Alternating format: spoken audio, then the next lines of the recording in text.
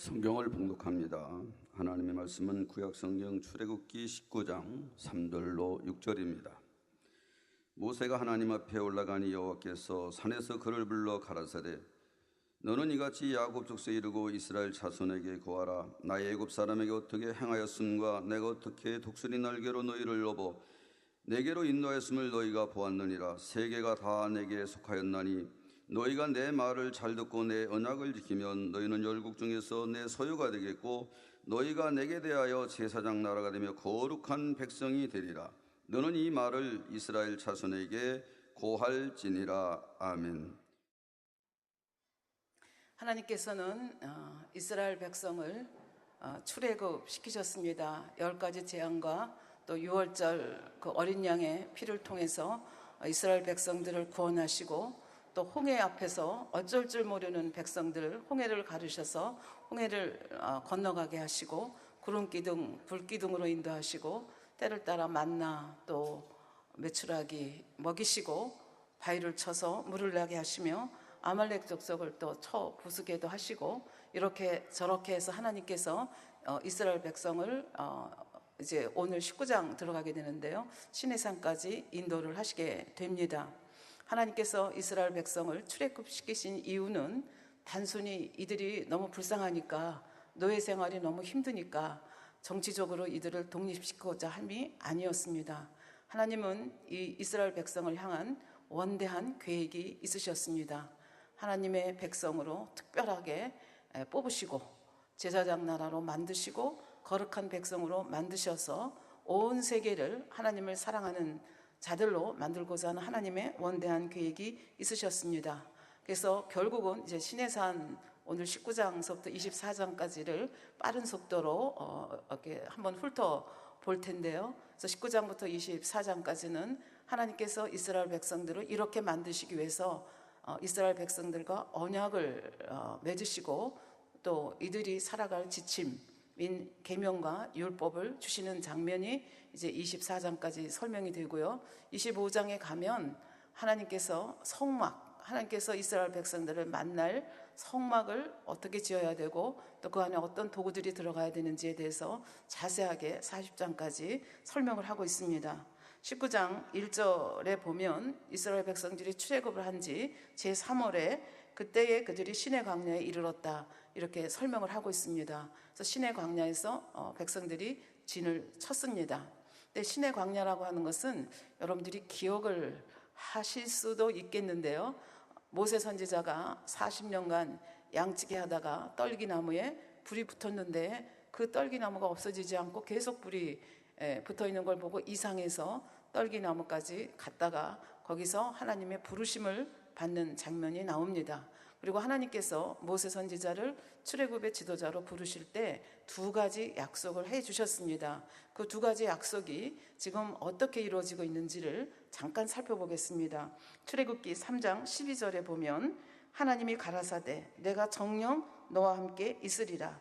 내가 백성을 애굽에서 인도하여 낸 후에, 지금 인도가 끝났죠. 인도에 낸 후에 첫 번째 약속이 이제 이루어졌고요. 2번째, 너희가 이 산에서, 이 산은 시내산을 얘기합니다. 이 산에서 하나님을 섬기리니 이것이 내가 너희를 보낸 증거라.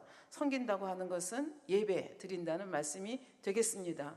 그래서 모세 선지자, 정말 얼마 전까지만 해도 모세 선지자를 출애굽기 지도자로 부르셨을 때 얼마나 망설였습니까? 그런데 하나님께서 함께하여 주심으로 출애굽도 했고, 그리고 하나님께서 말씀하신 처음에 그 부르심을 받았던 거기까지 이스라엘 백성들과 함께 온 것을 볼 수 있습니다. 그래서 하나님께서는 이제 모세 선지자를 또 시내산으로 불러 올립니다. 오늘 이제 19장부터 24장까지를 쭉 가다 보면 모세 선지자가 그 하나님을 뵙기 위해서 산 위에 올랐다가 내려갔다가 올라갔다가 내려왔다가 올라갔다가 내려왔다가 몇 번을 반복을 합니다. 그래서 우리가 생각하면 80노인인데 80노인이 부르시면 올라가고 내려가라면 내려가고 하면서 이렇게 사역을 하는 걸 보면서 나이에 관계없이 얼마나 힘이 기력이 좋으셨을까, 그걸 상상을 할 수가 있습니다. 그래서 온영으로 들어가기를 사모해야 되겠죠. 80이 되셔도 이렇게 힘있게 사역하는 모습을 봅니다.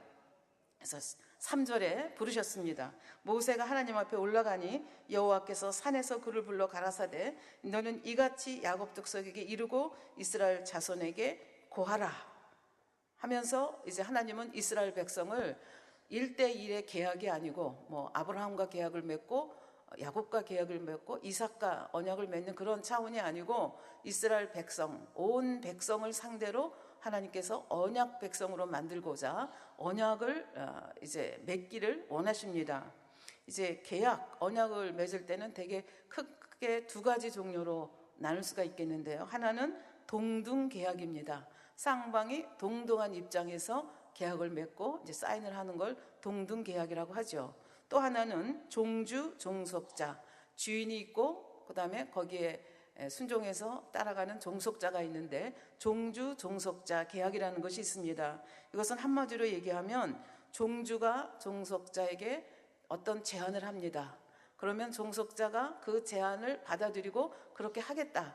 그러면 종주와 종속자 간의 계약이 성립이 되는 그런 계약이 종주, 종속자 계약이다. 이렇게 말씀드릴 수가 있겠습니다.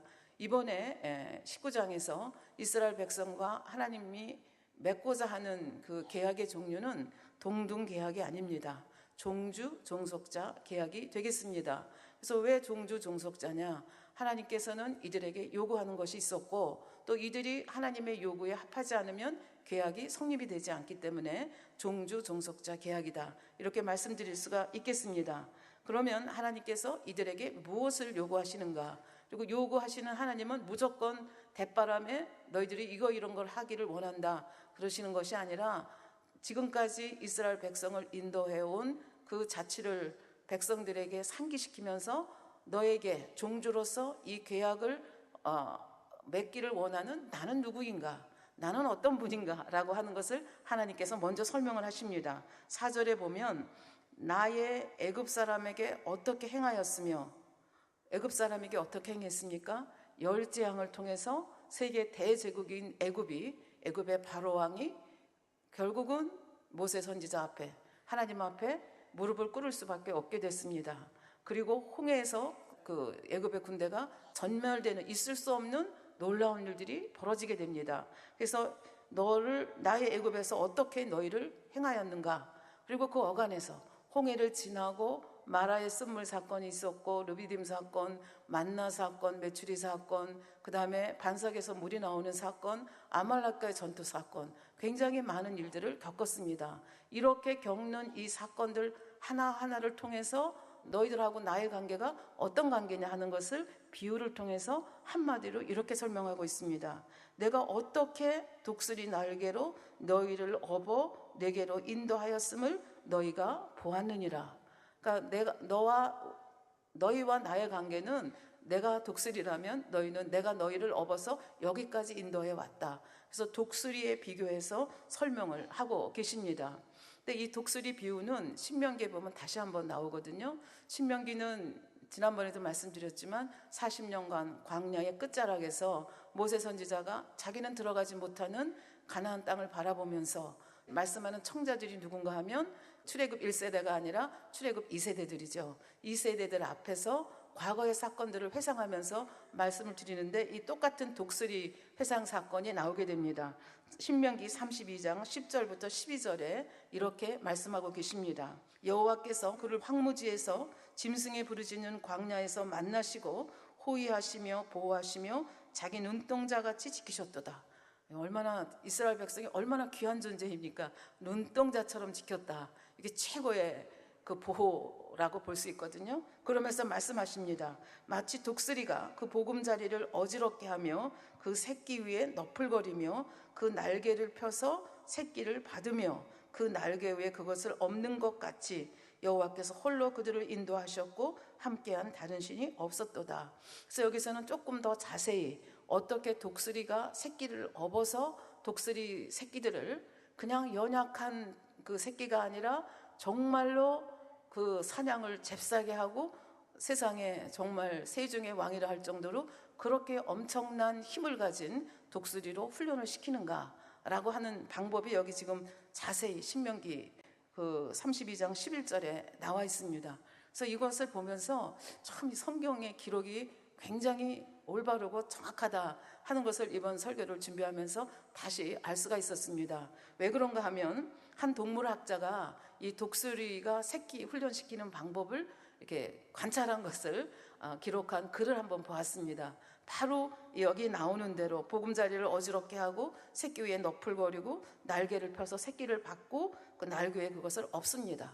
그러니까 그냥 연약한 새끼로 키우는 게 아니라 조금 가혹한 것 같고 힘든 것 같지만 강한 훈련을 시켜서 새끼를 강하게 만든다는데, 하나님께서도 이스라엘 백성들을 그냥 이것저것 다 주셔서 연약하게 그렇게 키우는 것이 아니라 독수리 어미가 새끼를 훈련시키는 것 같이 내가 너희를 그렇게 훈련시키며 업어서 여기까지 데리고 왔다.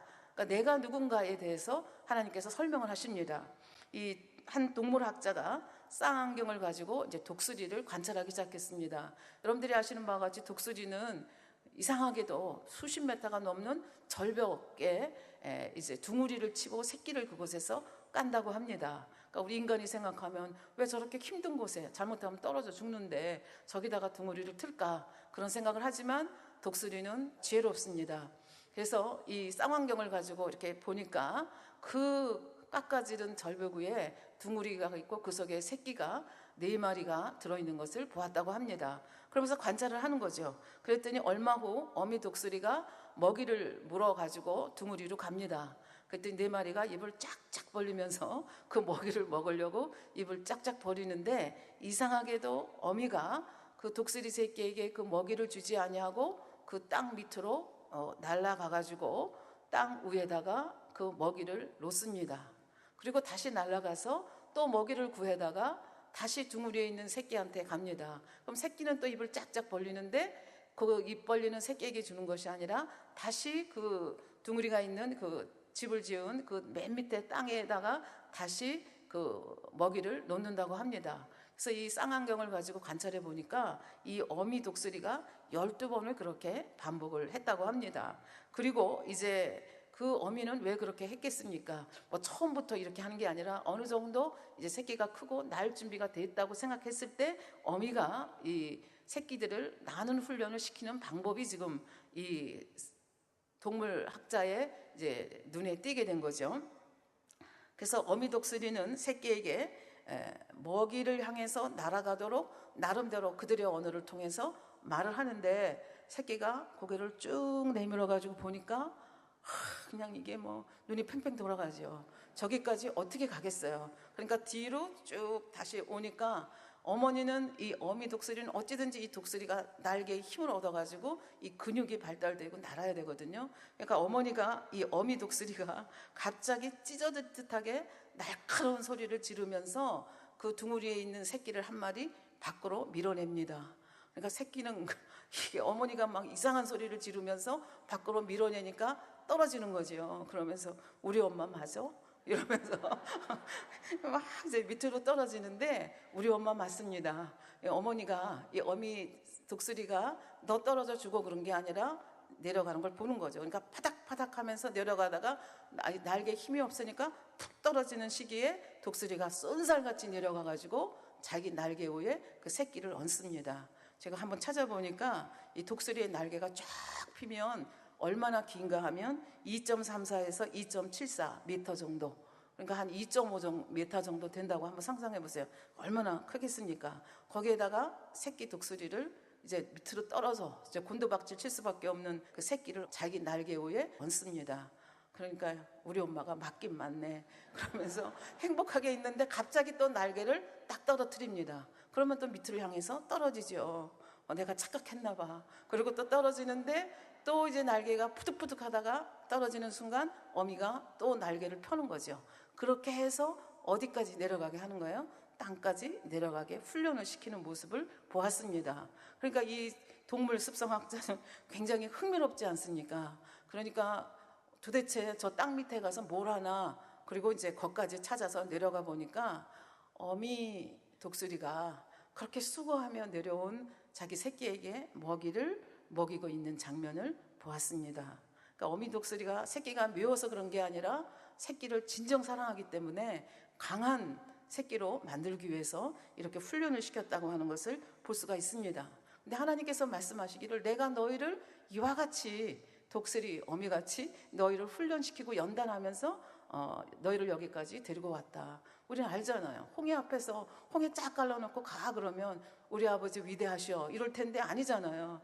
막 이소리 저소리 다 하게 하고 원망 다 하게 하고 그 다음에 모세 선지자를 들어서 지팡이를 들어서 홍해를 쫙 가르게 하고 또 가게 하지 않습니까? 만날 때도 얼마나 안타깝게 그럽니까? 쓴물 사건도 좀 미리 달게 해놓으시고 마시게 하면 얼마나 좋습니까? 근데 하나님께서는 이렇게 약한 백성으로 이 백성을 기르기 원하지 않으셨고 연단을 통해서 하나님을 경험하게 하시고 하나님이 누군가를 알게 하시고 정말 영적인 근육이 튼튼해서 믿음의 분량이 높아질 수 있도록 하나님께서 이제 이렇게 해 가시는 거죠. 그러니까 내가 누구냐? 나는 너희를 이렇게 사랑하고 이렇게 연단하며 나가는 너희 하나님이다. 이렇게 이제 말씀을 하시는 겁니다. 그러면서 그 대제국인 그 애굽이 지금의 뭐 이집트는 좀 연약하지만 옛날 이 당시에는 세계 제일 가는 대제국이었거든요. 그 대제국을 누가 무릎을 꿇게 했습니까?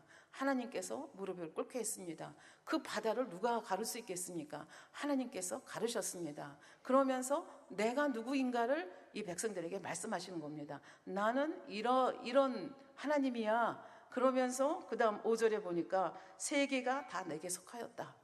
그러니까 이런 가만히 생각해 보니까 애굽도 그렇고 홍해도 가르고 지금도 만나가 아침마다 내려와서 먹고 뭐 이런 거 구름기둥 불기둥 틀림없이 시간 따라서 조절하시고 이런 거 보니까 세계가 다 누구에게 속했다고 해도 그 말이 믿어지는 거죠. 하나님께서 말씀하시기를 세계가 다 내게 속했다. 이렇게 말씀을 하십니다. 내가 바로 너희와 계획을 맺기 원하는 내가 바로 이런 존재다 라고 말씀을 하시는 거죠. 이사야서 40장 12절부터 17절에 보면 세계가 하나님께 속하였다고 하는 것을 아주 뼈저리게 느낄 수 있는 기절들이 여기에 다 나와 있습니다. 누가 손바닥으로 바닷물을 헤아렸으며 태평양 이래가지고 손바닥으로 어떻게 헤아리겠습니까? 죽을 때까지 헤아려도 못하죠.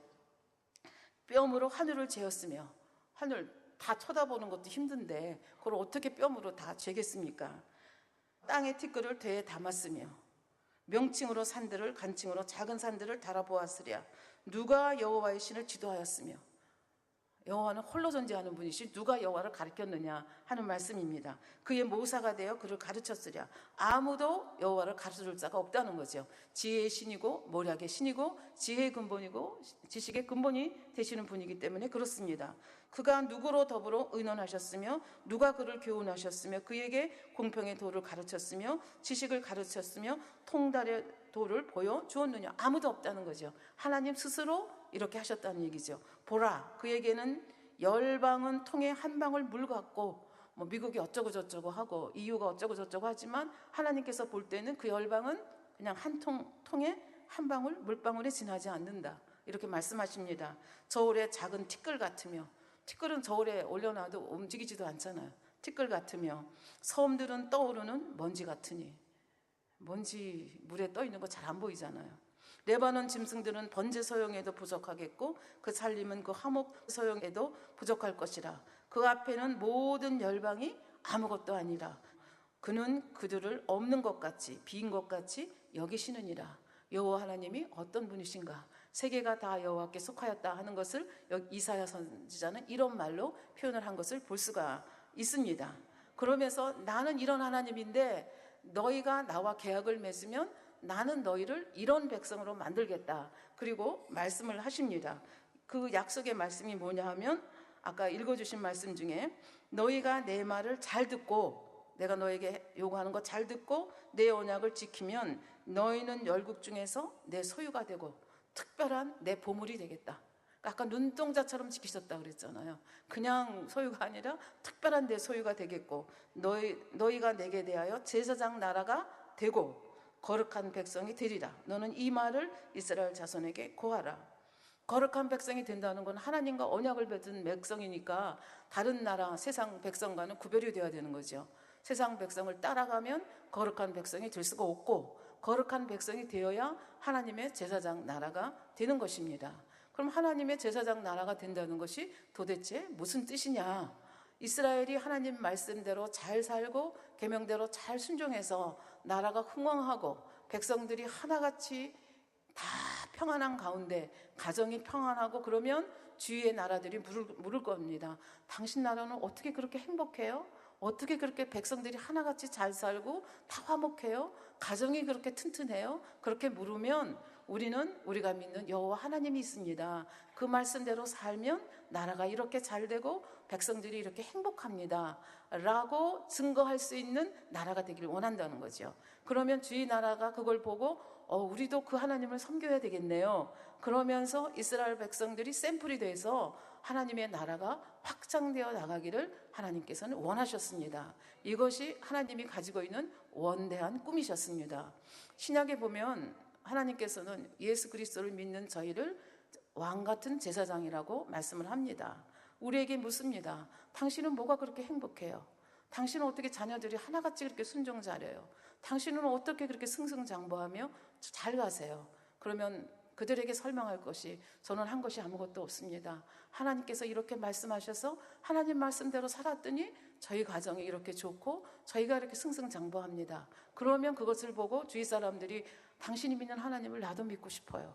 이렇게 하는 것이 왕같은 제사장이 되는 것이라는 얘기죠. 그래서 하나님께서는 이걸 약속해 주셨습니다. 너희가 내 말을 잘 지키고 너희가 내 언약을 맺어서 언약 백성이 되면 너는 나의 특별한 소유물이 될 것이고 제사장 나라가 될 것이고 거룩한 백성이 될 것이다. 이렇게 말씀을 하시면서 이거를 산 위로 모세를 불러 올리셔서 모세에게 하신 말씀이잖아요. 그러면서 너는 가서 백성들에게 전하라. 왜 모세하고 둘만 계약을 맺는 게 아니지 않습니까? 백성들이 여기에 동의해야 계약이 맺어지는 것입니다. 그래서 이제 그 7절, 8절에 보면 모세가 산에서 내려왔습니다. 그래서 백성의 장로들을 불러서 여호와께서 자기에게 명하신 모든 말씀을 그 앞에 진술하니 하나님께서 이렇게 말씀하셨어요.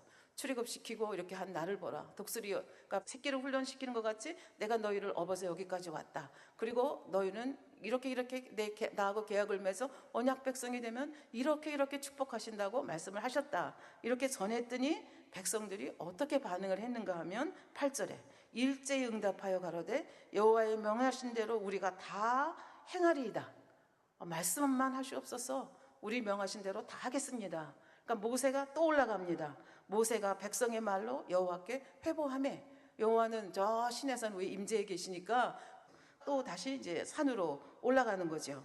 그러니까 하나님께서 또 말씀하십니다. 9절에 여호와께서 모세에게 이르시되 내가 빽빽한 구름 가운데서 내게 임함은 내가 너와 말하는 것을 백성으로 듣게 하며 또한 너를 영영히 믿게 하려 함이라. 지금 하나님께서 모세와 이렇게 역사하시는 것을 어떻게 역사하시는가 하면은 빽빽한 구름 가운데서 역사하시겠다고 그랬습니다. 빽빽한 구름이라는 건 구름이 많다는 얘기잖아요. 그럼 구름 속에서 역사하시면 밑에 있는 백성들은 볼 수가 없잖아요. 그러니까 하나님은 너무 거룩하신 분이기 때문에 이 죄 많은 백성들이 하나님을 보면 죽잖아요. 그러니까 하나님께서는 빽빽한 구름 가운데서 역사하실 수밖에 없습니다. 그럼에도 불구하고 이제 그런 영적인 이유도 있지만 또 한 가지 이유가 뭐냐 하면 내가 빽빽한 구름 가운데서 내게 임함은 내가 너와 말하는 것을 누가 듣게 하겠다는 거예요? 백성들로 하여금 듣게 하겠다는 거예요. 모세 너와 나와 대화하는 것을 백성들이 듣게 하겠다는 거예요. 그래서 이거는 이제 십계명 받을 때 보면 나오거든요. 그때 설명이 되겠습니다. 백성으로 하여금 듣게 하고 그렇게 하는 이유가 또 무슨 이유인가 하면은 너를 영영히 믿게 하려 함이니라. 모세 선지자를 백성들이 신뢰할 수 있게 하기 위해서 빽빽한 구름 가운데서 내가 역사하겠다는 이야기입니다. 모세 선지자는 지금 백성들을 출애굽시켜서 인도해서 어디까지 가야 할 책임이 있습니까? 가나안까지 인도할 책임이 있습니다. 그런데 모세를 지도자로 세워주었는데 백성들이 모세가 한마디 하면 껌껌이 토를 달고 이 모세의 말을 신뢰하지 않는다고 하면 하나님께서 원하시는 이 특별한 백성, 거룩한 백성, 제사장 나라로는 만들 길이 아득하시겠죠. 그러니까 이 백성들, 모세의 입술을 통해서 나가는 말이 모세 개인의 말이 아니라 하나님의 말씀이라는 것, 모세의 말씀에 권위를 세워주고 모세의 말씀이 1.1획도 틀림없이 이루어진다는 것을 백성들이 알고 그 모세에게 순종하고 모세를 신뢰하기를 원하셔서 빽빽한 구름 가운데서 역사하시겠다 이렇게 말씀을 하고 계시고, 이제 조금 있다 보면 이것이 그대로 하나님께서 말씀하신 대로 증명이 되는 것을 볼 수가 있습니다. 여러분들 기억하시겠지만 출애굽해서 홍해를 건넌 다음에, 홍해를 건너기 전에 굉장히 힘들었잖아요. 죽는 줄 알고 소리치고 왜 여기까지 우리를 인도했냐고 난리를 쳤잖아요. 그런데 결국은 하나님께서 가르셔서 거기를 인도해서 홍해를 건넜습니다. 홍해를 건너고 난 다음에 백성들이 가지고 있는 마음이 무엇이었습니까? 여호와를 경외하게 되고 여호와와 모세를 믿었더라 이렇게 돼 있습니다. 그러니까 자기들을 인도하는 여호와를 믿어야 되고 눈에 보이는 지도자를 믿어야 되는데, 그 믿게 하는 사건이 이런 정말 인간으로서는 할 수 없는 이런 사건들이 그들 눈에서 펼쳐지게 함으로, 그러니까 홍해를 가르는 것도 마찬가지고 만나가 내리는 것도 마찬가지고 르비딤에서 반석을 쳐서 물이 나오게 하는 것도 마찬가지죠. 그래서 그런 여러 가지 사건을 통해서, 그리고 지금 목소리를, 하나님과 대화하는 모세를 그들이 듣게 한다는, 하나님의 목소리도 듣고 모세가 하나님과 대화하는 것을 듣게 함으로 모세를 백성들이 정말 저분은 하나님이 보내신 우리의 선지자다 이거를 믿게 하시게 하기 위해서 빽빽한 구름 가운데서 역사하시겠다 이렇게 말씀을 하십니다.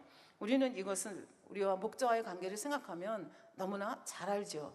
왜냐하면 목자께서 하시는 말씀을 우리가 신뢰해야 되잖아요. 신뢰하기 위해서는 나를 믿으세요 그런다고 믿어지는 게 아니잖아요. 그러니까 이렇게 여러 가지 그 기사와 표적을 통해서 역사하셨듯이 하나님께서는 우리에게, 우리의 지도자로 세운 목자에게 이렇게 특별한 기사와 표적으로 이제는 재창조의 권능으로 역사하시고, 이런 사건들을 보면서 아, 우리 목자님은 대단하셔. 우리 목자님은 하나님께서 엄청 사랑하셔. 그렇게 되면 어떻게 돼요? 믿어야 되는 거죠. 그러니까 믿어서 어떻게 세일세란까지 그 목자를 믿고 갈 수 있도록 하는 거죠. 그러니까 모세 선지자에게도 똑같이 역사하시는 거죠. 이 모세 선지자를 믿어야 가나안 땅까지 이들이 갈 수 있지 않겠습니까? 그리고 하나님의 그 원대한 꿈을 이루어 드릴 수 있다고 생각하기 때문에 이렇게 하시는 겁니다. 그래서 하나님께서는 이 백성과 언약을 맺어야 되는데, 하나님은 거룩하시고 백성은 죄인들이기 때문에 하나님께서 직접 나타나실 수가 없어요. 빽빽한 구름 속에 나타나시는 것도 백성들이 준비를 해야만 됩니다. 그래서 하나님의 그 시내산 강림을 맞이하기 위해서 어떻게 준비해야 할 것인가를 또 설명을 하는 거죠. 10절에 보니까 여호와께서 모세에게 이르시되 너는 백성에게로 가서 오늘과 내일 그들을 성결케 하며 그들로 옷을 빨고 예비하여 제3일을 기다리게 하라. 옷을 빨아서 성결케 준비를 하라는 얘기예요. 성결하신 하나님, 거룩하신 하나님을 만나야 되는데 최소한의 준비가 이거죠. 성결케 돼서 만나야 된다는 거죠. 이는 제3일에 나 여호와가 온 백성의 목전에 시내산에 강림할 것이라. 백성들의 목전에서 내가 나타날 것인데, 그 나타난 빽빽한 구름 속에 나타날 것인데, 그 하나님 음성을 듣기 위해서라도 지금 어떻게 해야 돼요? 이렇게 성결치 않으면 만날 수가 없다. 그 얘기를 지금 여기서 하는 겁니다. 12절 너는 백성을 위하여 사면으로 지경을 정하고 이르기를 너희는 삼가 오르거나 그 지경을 범하지 말지니. 무슨 얘기예요?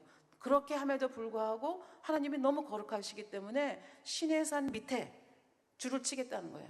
줄을 칠 테니까 백성들은 거기를 넘어오면 안 된다는 거예요.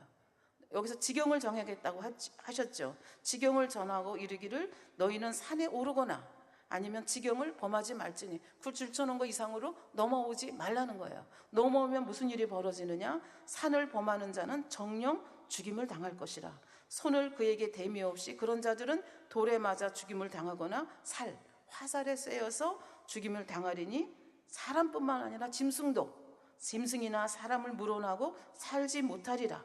그러니까 그 지경까지 그렇게 성결하게 하고도 그 지경 이상은 나오지 말도록 백성들에게 단단히 경계를 해라. 이렇게 하나님께서 지시를 합니다. 그러면서 말씀하시기를 나팔을 길게 불거든 산 앞에 이를 것이라. 백성들을 데리고 산 앞으로 데리고 나오라는 얘기입니다. 그래서 이렇게 해서 결국은 이제 14절에 가니까 하나님께서 말씀하셨잖아요. 하나님을 만나기 위해서는 어떻게 해야 돼요? 성결돼야 되니까 다시 내려옵니다. 다시 내려와서 모세가 14절 보니까 산에서 내려 백성에게 이르러 백성으로 성결케 하니 그들이 자기 옷을 빨더라. 그러니까 백성들은 지금 뭐 말씀만 하시면 아멘입니다. 그래서 자기 옷을 다 빨고 이제 하나님의 임재를 만날 준비를 하는 거죠. 15절 모세가 백성에게 이르되 예비하여 제3일을 기다리고 여인을 가까이 말지니라. 그러니까 여기서 여인이라고 하는 것은 자기 부인을 얘기합니다. 그러니까 부인하고도 동침을 하지 말라는 얘기가 되겠습니다. 왜 동침을 하지 말라고 하느냐? 여러분들이 구약 성경을 읽어보면 레위기 15장 16절부터 18절에 보면 예를 들어서 설정한 자는 전신을 물로 씻어야 됩니다. 왜냐하면 부정하기 때문에 그렇습니다. 그리고 그 설정한 것이 옷에 묻으면 옷이 부정하기 때문에 그 옷을 빨아야 됩니다. 그러니까 남녀가 잠자리를 같이 하게 되면 어떻게 옷도 빨아야 되고 몸도 씻어야 되고 그게 부정한 겁니다. 그러니까 거룩하신 하나님을 만나기 위해서는 그것이 자기 아내라 할지라도 어떻게 해요? 이렇게 성결된 준비를 하기 위해서는 이렇게 동침을 하면 안 된다. 선결을 요구한 모습으로 이때 당시의 상황에서는 이제 그런 모습이라는 것을 여러분들이 아시면 되겠습니다. 그래서 하나님께서는 아주 중요한 구속사적으로 중요한 사건이 있을 때는 백성들에게 성결을 요구하셨습니다. 예를 들면 이스라엘 백성들이 요단강 앞에 서서 이제 요단을 건너게 될 때 하나님께서는 여호수아 3장 5절에 보면 성결케 하라고 명령하신 걸 볼 수가 있습니다. 또한 예를 든다면 이제 다윗이 사울 왕에게 쫓겨서 어찌어찌해서 이제 아히멜렉이라고 하는 제사장한테 가서 먹을 걸 달라고 했는데 그 항용 떡이 없고 그러니까 하나님 앞에 드린 진설병밖에 없다고 얘기를 하면서 그 조건을 내겁니다. 그 조건이 뭐냐 하면 그 여인을 가까이 하지 않아야 이 떡을 먹을 수 있다. 그렇게 얘기를 하는 장면 볼 수 있습니다. 그랬더니 다윗이 우리가 참으로 3일 동안이나 부녀를 가까이 아니했다 하면서 그 진설병을 받아오는 모습을 볼 수가 있습니다. 그러니까 이런 걸 보면 왜 여기서 동침하지 말라고 했는지 그것이 이제 앞으로 뒤로 깨어지면서 이제 이해가 되실 것입니다. 그래서 결국은 성결케 되지 않으면 그렇게 빽빽한 구름 속에 나타난 하나님도 볼 수가 없다는 얘기가 되겠습니다. 그래서 우리 신약으로 오게 되면 뭐 예수님께서 팔복을 얘기하시면서 마음이 청결한 자는 복이 있나니 저희가 하나님을 볼 것이요. 그러니까 성결이 하나님을 볼 수 있는 그 조건임을 다시 한번 신구약을 통해서 알 수가 있습니다. 그래서 16절 드디어 제3일 아침에 우레와 번개와 빽빽한 구름이 산 위에 있고 하나님께서 말씀하신 그대로입니다. 빽빽한 구름만 있는 게 아니라 우레가 쿵치고 번개가 번쩍번쩍합니다. 나팔 소리가 심히 크니 진중 모든 백성이 다 떨더라. 그러니까 나팔 소리가 길게 울려 불 때 어떻게 하라 그랬어요? 나오라 그랬잖아요. 그러니까 17절에 보니까 모세가 하나님을 맞으려고 백성을 거느리고 진에서 나오매 그들이 산 기슭에 섰더니 산 기슭은 산 아래입니다. 산 아래에 섰더니 그 구역도 다 정해놨겠죠. 더 이상 가면 안 돼. 그리고 이제 줄 다 쳐놨겠죠. 시내산의 연기가 자욱하니 빽빽한 구름만 있는 게 아니라 연기까지 자욱하고 여호와께서 불 가운데서 거기 강림하시니라. 뭐 어떤 모습인지 상상은 안 되지만 하여튼 불덩어리 가운데 여호와 하나님이 강림하신 거예요. 그 연기가 옹기점 연기같이 떠오르며 온 산이 진동합니다. 나팔 소리가 점점 커질 때에 19절에 보니까 모세가 말한즉 하나님이 음성으로 대답하시더라. 그러니까 백성들이 지금 다 보는 앞에서 이런 일이 벌어졌고 모세가 하나님 앞에 말을 했더니 하나님께서 음성으로 대답하셨습니다.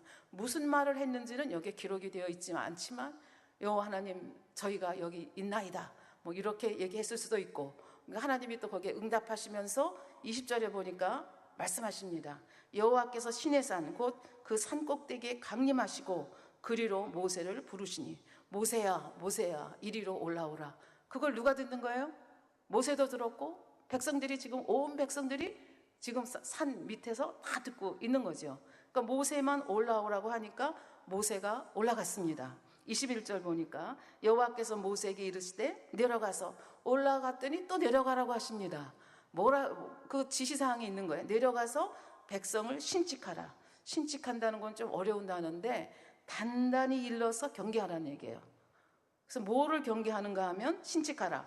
백성이 돌파하고 나 여호와께로 와서 보려고 하다가 많이 죽을까 하노라. 여기서 돌파한다고 하는 것이 무슨 얘기인가 하면 우리 가끔가다 그렇잖아요. 하나님 하지 말라 그러면 안 하면 좋은데 이 인간의 심성이라는 게 하지 말라 그러면 더 하고 싶고 보지 말라 그러면 더 보고 싶고 이제 이런 우리 그 죄악성 가운데 이런 게 있죠. 그러니까 하나님께서 모세 선지를 통해서 이미 말씀하셨습니다. 여기 금 다 거놓고 이 이상 올라오면 안 돼. 짐승이고 사람이고 다 죽어. 이렇게 말씀했는데 하나님이 또 걱정이 되신 거예요. 그러니까 모세에게 또 내려가 이렇게 말씀하시는 거예요. 그래서 가서 다시 한번 단단히 일러라. 왜냐하면 미리 어리석은 인생들이, 호기심 많은 인생들이 하나님을 보겠다고 그 지경 이거 줄 쳐놓은 데를 건너서 들어오게 되면 어떻게 돼요? 와서 보려고 하다가 많이 죽을까 하노라. 하나님 죽는다고 하면 죽는 거거든요. 예를 들면 어떻게 이런 일이 벌어지겠는가? 우리 그 사무엘상에 보면 그 언약궤 빼앗겼다가 그 이스라엘 그 진중으로 들어가는 경우가 나오잖아요. 이스라엘 안으로 들어가는데 백성들이 그거 받아가지고 언약궤 들여다보면 안 된다는 거 알아요. 만질 수도 없어요. 그건 제사장만 만져야 되는 거거든요. 그런데 백성이 감히 들여다봤다가 죽은 사람이 많잖아요. 하나님이 죽는다고 하면 죽는 거예요. 근데 그럴까봐 백성들이 하나님이 그렇게 경계했어도 그거를 마음에 두지 않고 또 올라왔다가 죽을까봐 하나님은 염려가 되는 거예요. 그래서 다시 한번 내려가서 백성들에게 경계하라 그렇게 얘기를 했어요. 그리고 또 22절에 보니까 여호와께 가까이 하는 제사장들로 그 몸을 성결케 하게 하라. 나 여호와가 그들을 돌격할까 하노라. 돌격이 뭐예요? 죽일까 하노라는 거예요. 그러면 하나님 죽인다고 하면 죽이시는 거거든요.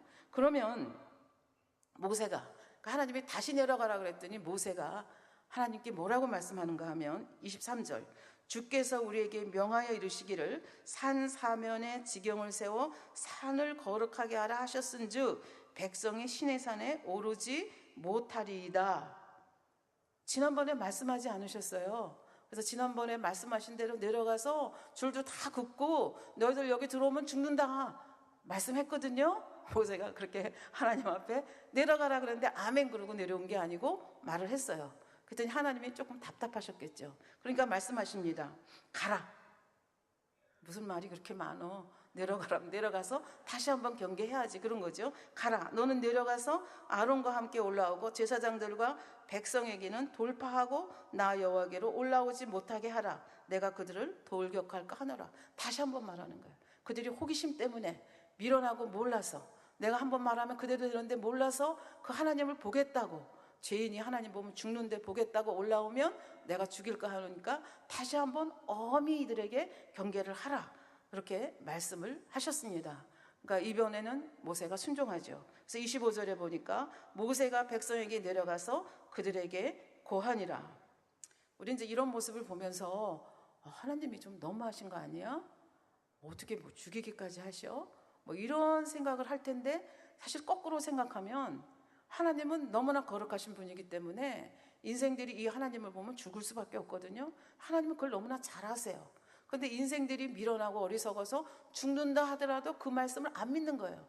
그리고 호기심 많은 자들이 깡충 그 경계를 뛰어넘어가지고 하나님을 보겠다고 올라오면 하나님은 말씀대로 돌로 쳐서 죽이든지 살로 죽일 수밖에 없는 거예요. 근데 하나님은 이 좋은 언약 맺는 이 사건이 일어나는 동안에 백성들이 죽음당하기를 원치 않는 거죠. 그러니까 하나님은 사실은 굉장히 세심하게 백성들을 배려하는 거예요. 근데 인생들은 이런 하나님의 세심하신 사랑과 배려를 모르기 때문에 하나님은 너무 엄하신 분이야. 하나님은 너무 이상하신 분이야. 인간이 자기 육신의 생각 속에서 오해를 하는 거죠. 근데 사실은 이 사건을 거꾸로 뒤집어 보면 하나님이 얼마나 세심하게 배려를 하시는지, 하나님은 얼마나 사랑이 많으신지, 얼마나 인자하신지, 얼마나 자비로우신지 이걸 우리가 피부로 느낄 수 있는 그런 사건이라고 볼 수가 있겠습니다. 그래서 20장으로 넘어갑니다. 그래서 20장에서는 이제 십계명이 주어지거든요. 십계명이 주어지는데 십계명은 지금 어떤 상황입니까? 하나님이 빽빽한 구름 가운데 막 불로 임하셔가지고 번개가 치고 우레 같은 소리가 나고 이러면서 하나님이 그 십계명을 주는데 모세 선지자만 듣게 주는 게 아닙니다. 온 백성들이 다 들을 수 있도록 하나님께서 십계명을 지금 음성으로 백성들에게 들려주고 계십니다. 그러니까 다 직접 듣는 거죠. 그래서 여러분들이 잘 아시는 바와 같이 출애굽기 20장 1절부터 17절에 십계명을 얘기합니다. 너는 나 외에 다른 신을 내게 있게 하지 말라. 너를 위하여 새긴 우상을 만들지 말라. 너는 너희 하나님 여호와 이름을 망령되이 일컫지 말라.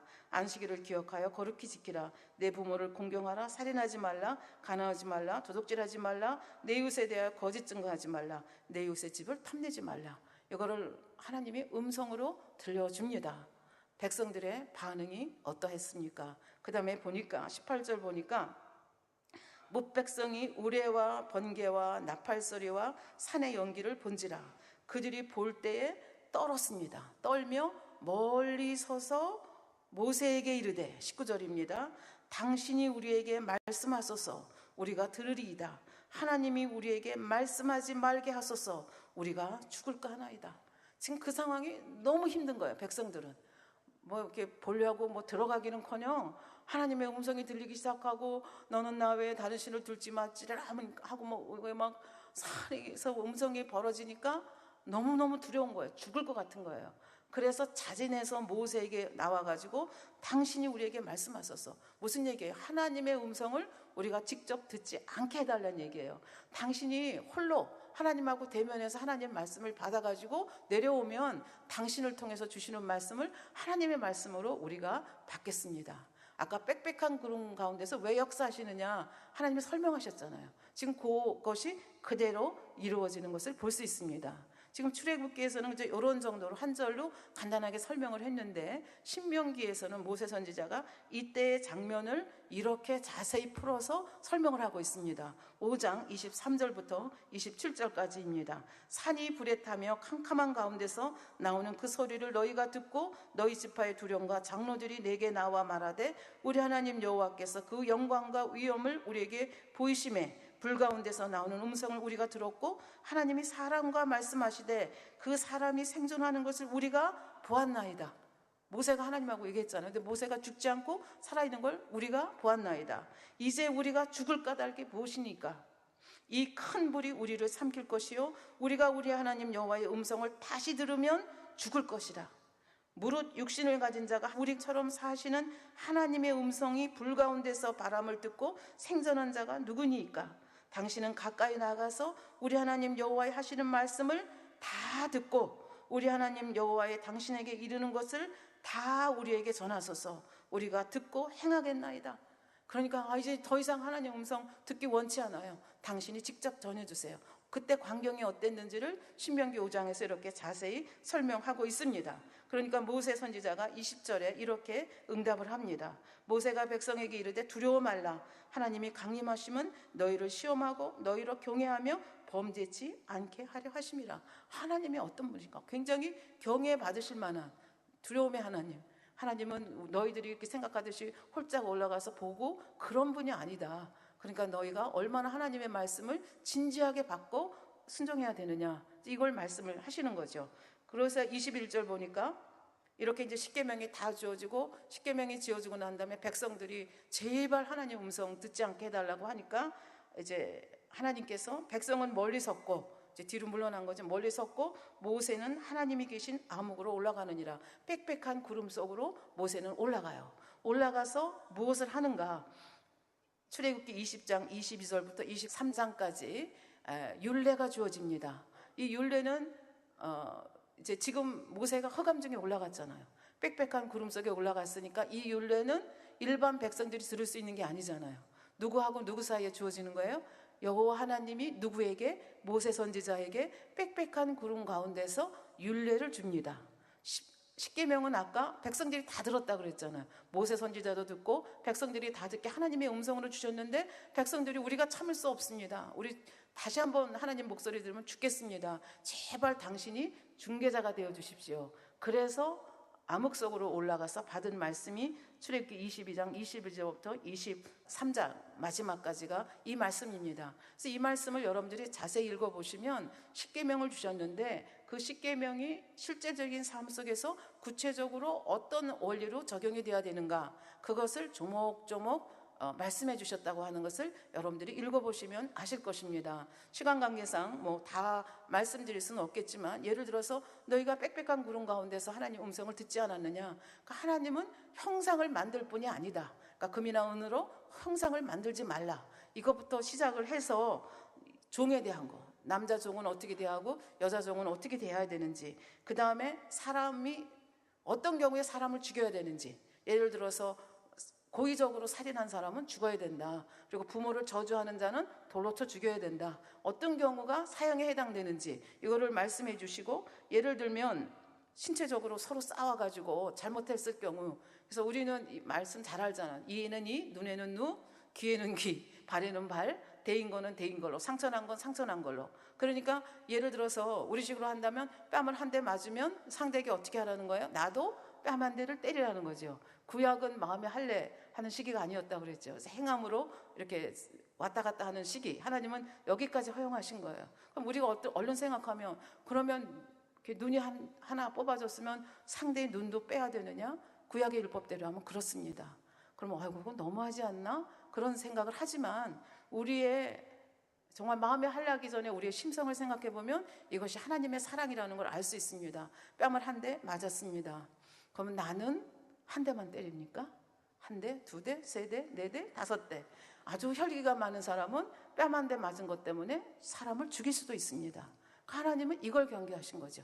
그러니까 내가 맞은 만큼만 보복해라. 이제 이런 구체적인 것들이 여기에 있습니다. 그래서 가축 피해를 당했을 때 어떻게 하고, 도둑이 들어왔을 때, 곡식 피해에 대해서 보관 사고가 났을 때 처녀를 유혹한 사람은 어떻게 해야 되는지, 그 다음에 이방의 풍습에 대해서는 어떻게 해야 되는지, 힘없고 연약한 자, 예를 들면 고아나 과부나 나그네는 어떻게 대해야 되는지, 뭐 이런 것들. 그 다음에 공동체 유지를 위해서 정의는 어떻게 구현돼야 되는지, 그 다음에 이제 종교적으로 안식년과 안식일은 어떻게 지켜야 되는지, 그 다음에 1년에 3번 절기는 어떻게 지켜야 되는지, 뭐 이런 것들을 추가적으로 자세하게 풀어놓은 것이 20장 22절부터 이제 23장 마지막까지입니다. 그래서 여러분들이 집에 가서 읽어보시면 되겠고요.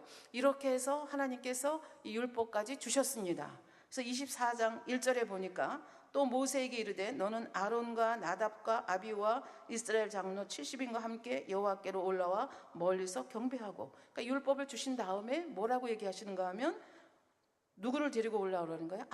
아론은 앞으로 대제사장이 될 사람입니다. 나답과 아비후는 누굽니까? 아론의 첫째, 둘째 아들입니다. 그러니까 아론의 뒤를 이어서 대제사장이 되고 제사장이 될 사람들이죠. 그리고 이스라엘 장로 70인과 함께 여호와께로 올라와 멀리서 경배하고, 이런 이제 하고, 너 모세만 여호와께 가까이 나오고 그들은 가까이 나오지 말며 백성은 너와 함께 올라오지 말지니라. 아까는 산 밑에서 하나님의 음성만 들어도 우리는 죽겠다 그랬는데, 하나님께서 뭐라 그래요? 너가 내려가서 이제 계약을 맺는 구체적인 계약식을 하거든요. 계약식을 하고 난 다음에 이렇게 데리고 오라는 거예요. 데리고 올라와서, 이게 뭐 산중턱인지 어딘지는 자세히 알 수 없지만 이렇게 여러 사람 데리고 올라와서 멀리서 나를 경배하라는 거예요. 있을 수 없는, 지금까지는 있을 수 없는 일이 지금 벌어지는 거예요. 그리고 너 모세는 나한테 가까이 오고 백성들은 저 밑에서 가까이 오지 말라. 그러면서 이제 말씀을 주시는 것을 볼 수가 있습니다. 3절에 보니까 모세가 와서 하나님께서 말씀하시니까 또 백성들에게 전해야 되잖아. 중간 역할을 하는 거죠. 여호와의 모든 말씀과 그 모든 율례를 백성에게 고하매. 아까 22장, 23장 그 말씀들 받은 거 있죠. 그걸 또 백성에게 전해줍니다. 그들이 한 소리로 응답하여 가로되 여호와의 명하신 모든 말씀을 우리가 준행하리이다.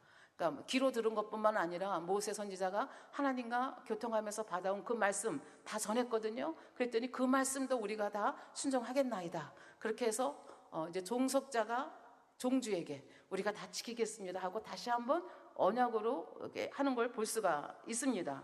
그래서 4절에 보니까 모세가 여호와의 모든 말씀을 기록하고 산에서 내려와 가지고 그걸 다 기록하는 겁니다. 밤새도록 기록하는데 그걸 이제 언약서라고 다음에 보면 나오죠. 언약서를 기록해서 하나님의 그 책을 만드는 거죠. 언약서를 만들고 그 다음날 아침에 이른 아침에 일어나 이제 공식 언약을 체결해야 되니까, 언약식을 해야 되니까 아침에 일찍 일어나 산 아래 단을 쌓고, 단은 하나님의 임재가 임하시는 곳이죠. 단을 쌓고 이스라엘 12지파대로 12기둥을 세우고 이스라엘 자손의 청년들을 보내어 번제와 서로 화목제를 드리게 하고.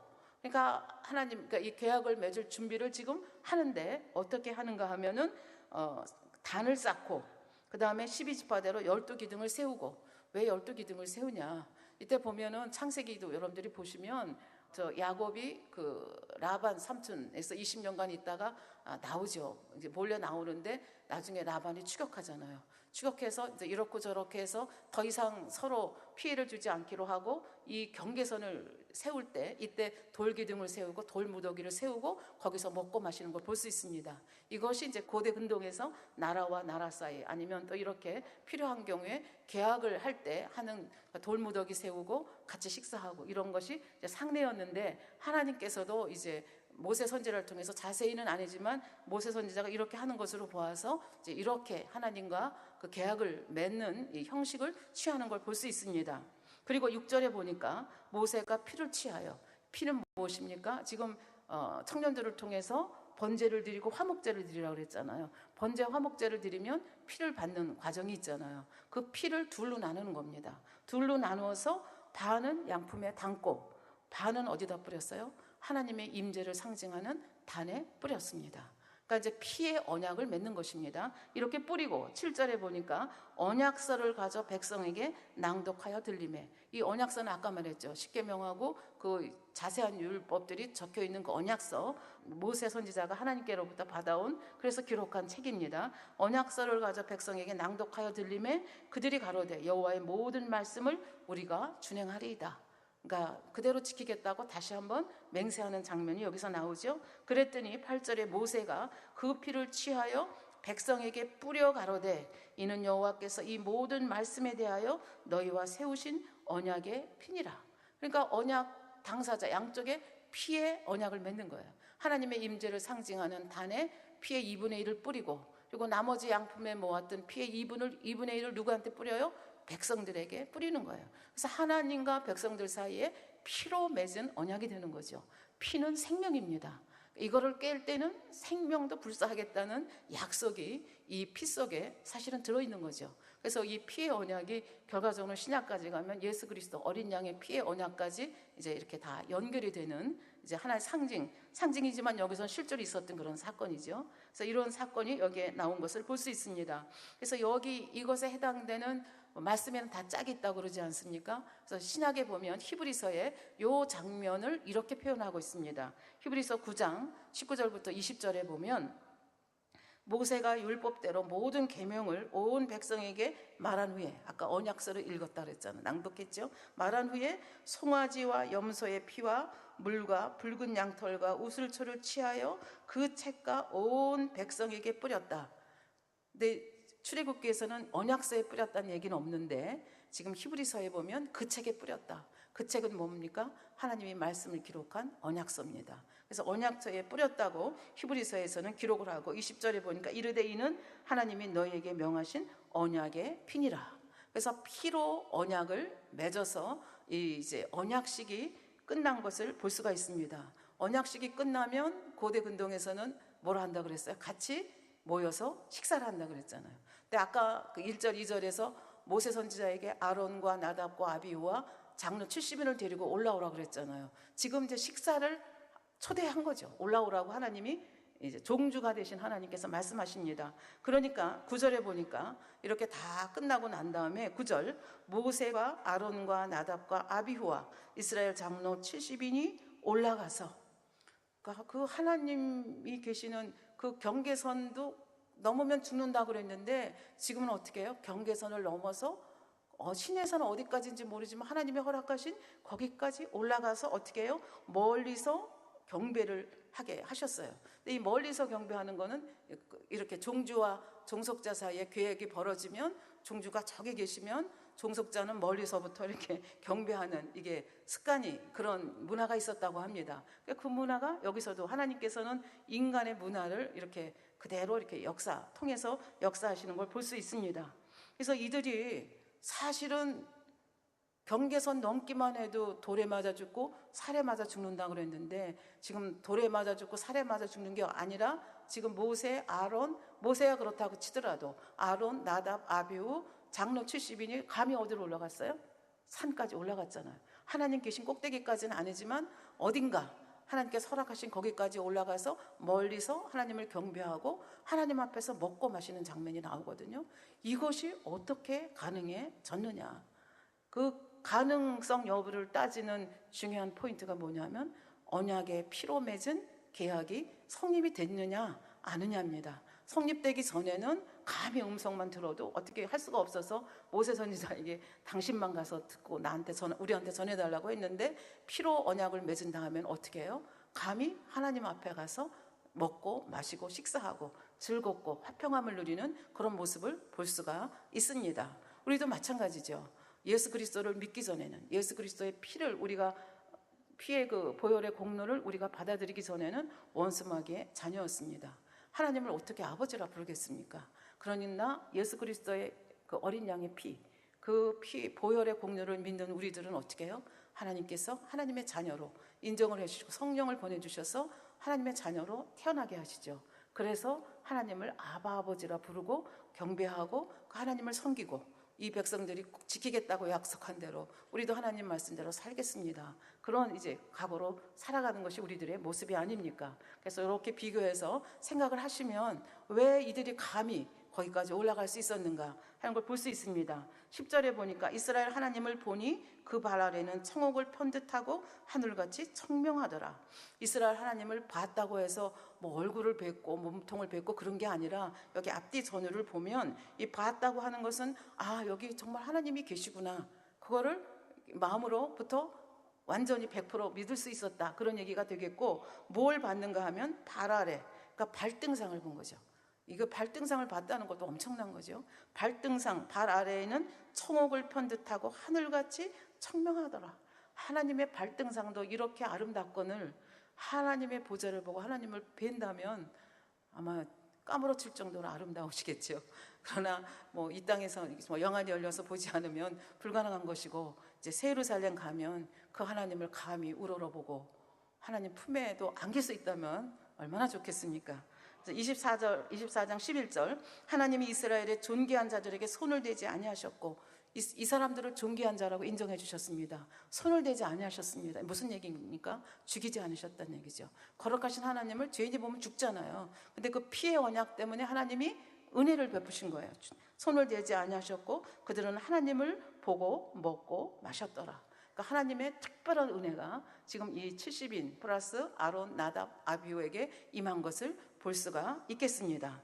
이렇게 해서 언약이 식사까지 다 끝마침으로 인해서 정식적으로 언약이 체결이 됐습니다. 언약이 체결이 되고 난 다음에 12절에 보니까 여호와께서 모세에게 이르시되 너는 산에 올라 내게로 와서 거기 있으라. 너로 그들을 가르치려고 내가 율법과 계명을 친히 기록한 돌판을 내게 주리라.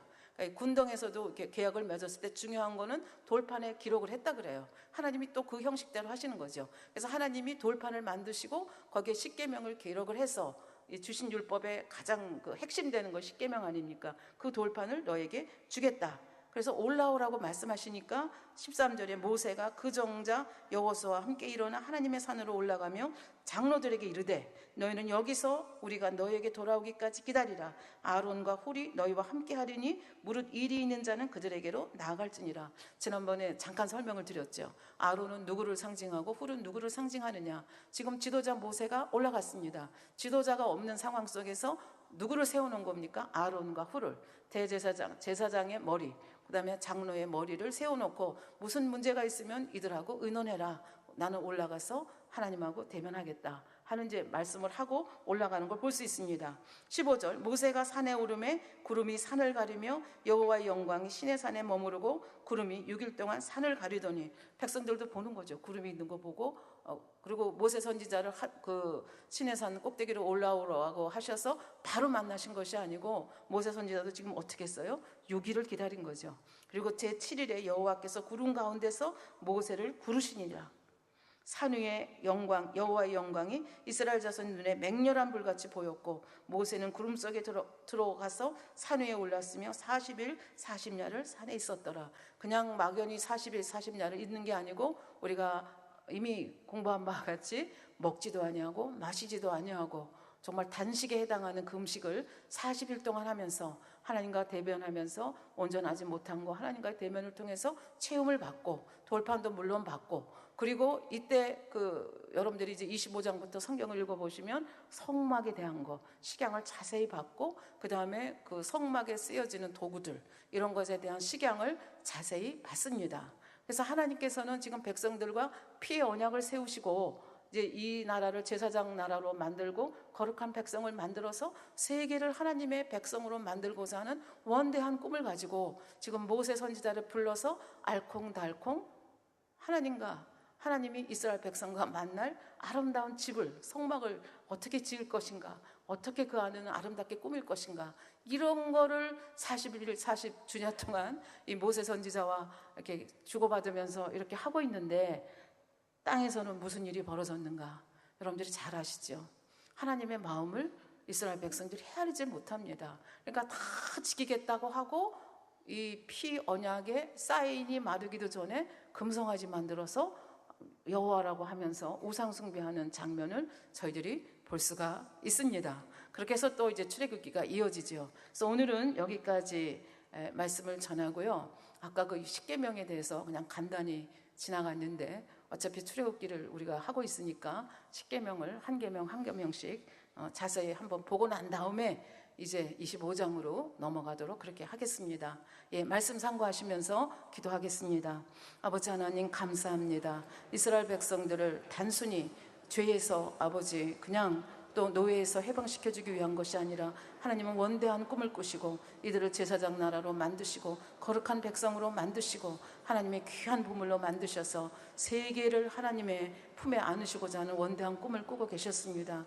아버지, 우리가 이런 아버지의 마음을 얼마나 이해하고 있는지요. 저희를 왕같은 제사장이라 하시며 저희를 통해서 또 원대한 꿈을 꾸고 계십니다. 특히 만민재단을 세우시고 이 만민재단을 통해서 교계를 이루시고 해외 선교를 이루시기를 원하십니다. 아버지의 마음을 저희들이 더 깊이 알게 하시고 그 아버지의 선하신 뜻을 목자님을 통해서 우리는 많이 들었습니다. 이루어드릴 수 있는 저희들 되도록 함께하여 주시옵소서. 감사드리며 우리 주 예수 그리스도의 이름으로 기도하옵나이다. 아멘. 영상을 통하여 당회자님의 환자를 위한 기도를 받으실 때 아픈 곳이나 연약한 곳에 손을 얹고 기도 받으시고, 아프지 않는 분들은 가슴에 손을 얹고 마음의 소원을 위해 믿음으로 기도 받으시기 바랍니다. 할렐루야. 전능하신 사랑의 아버지 하나님, 이 시간 기도받는 모든 성도님들 위해 안수하여 주옵소서. GCN과 인터넷과 화상을 통해 기도받는 지교회와 지성전, 그리고 전 세계 하나님의 자녀들 위에도 시공간을 초월하여 역사하여 주시기를 원합니다. 믿어지는 믿음을 주시고 부정적인 생각과 의심의 세력을 물리쳐 주옵시며 모든 시험 환난도 물리쳐 주옵소서. 머리부터 발끝까지 오장육부 뼈 마디마디 온몸의 신경 조직 세포 등 아픈 곳마다 성령의 불로 태우시고 근본의 빛으로 역사하여 주옵소서. 예수 그리스도의 이름으로 명하노니 원수마귀 사단 모든 질병 균 연약함아 물러가라. 빛이여 임하라. 모든 불치 난치병도 성령의 불로 태워 깨끗게 하여 주옵소서. 말라리아를 비롯한 모든 풍토병도 물리쳐 주옵소서. 감기, 기침, 열, 몸살, 독감 등 각종 유행성 질병도 다 물러가라. 어떠한 유행성 질병 균도 틈타지 않게 지켜 주옵소서. 위암, 폐암, 간암, 유방암, 자궁암, 대장암, 피부암 등 각종 암과 에이즈, 백혈병, 뇌졸중, 고혈압, 저혈압, 심장병, 폐병, 위장병, 당뇨, 부인병, 피부병, 갑상선 질환과 모든 염증도 깨끗게 하여 주옵소서. 소아마비, 중풍, 관절염, 디스크도 온전케 하여 주옵소서. 요통, 두통, 신경통을 비롯한 모든 통증은 사라질지어다. 간질, 자폐증, 우울증, 조울증, 노이로제 등 모든 정신질환도 물러가라. 모든 마비된 것도 풀어지고 일어나 걷고 뛸지어다. 눈도 잘 보이게 하옵시고 귀도 잘 들리게 하여 주옵소서. 소경은 눈을 뜨고 기머거리는 들으며 벙어리는 말할지어다. 각종 사고, 후유증도 깨끗게 하시고 부러진 뼈도 붙여 주옵소서. 화상 입은 것도 온전케 하옵시고 화기암 물러가라. 열도 물러가라. 아버지 흉터 나지 않게 역사해 주시기 원합니다. 마약을 비롯하여 각종 약물과 독극물, 중독도 깨끗함을 입을지어다. 죽은 신경과 세포가 살아나며 죽은 자도 살아나게 하여 주옵소서. 잉태의 축복도 주시기를 원합니다. 잉태의 축복을 받으라. 예수 그리스도의 이름으로 명하노니 원수마귀 사단아, 하늘 공중 곳에 잡은 악의 영들아 물러가라. 그의 사자들도 물러갈지니라. 이 땅의 악한 영, 더러운 영, 거짓되고 간사한 영, 의간질하고 미혹하는 모든 어둠들은 물러가라. 모든 흉악의 결박을 풀고 어둠아 물러가라. 빛이 여임하라. 아버지 하나님, 부르짖어 기도할 수 있는 능력을 주시고 죄를 버리고 성결될 수 있는 능력을 주옵소서. 영원히 잘됨같이 범사에 잘되게 하시고 가정의 복음화도 이루어 주시기를 원합니다. 한 주간도 모든 사고와 재앙으로부터 지켜주시고 불통이 없는 형통한 삶을 살 수 있도록 축복해 주옵소서. 성령의 불담으로 천군 천사와 주님의 불꽃 같은 눈동자로 모든 하나님의 자녀들과 가정, 일터, 사업들을 지켜주시기를 원합니다. 학생들에게 지혜와 명철을 더하시고 공부할 수 있는 뜨거운 마음과 열정도 더하여 주옵소서. 마음과 생각을 세상에 빼앗기지 않도록 지키시고 하나님을 뜨겁게 사랑하는 학생들로 축복하여 주옵소서. 하나님의 자녀들이 먹으나 마시나 입으나 무엇을 하든지 하나님 앞에 영광 돌리는 삶이 되게 축복하여 주시기를 원합니다. 나는 하나님을 만났노라, 체험했노라, 응답 받았노라, 축복 받았노라 간증하는 입술이 되게 역사하여 주옵소서. 아버지 하나님 감사합니다. 홀로 영광 받으옵소서. 우리 주 예수 그리스도의 이름으로 기도하옵나이다. 아멘.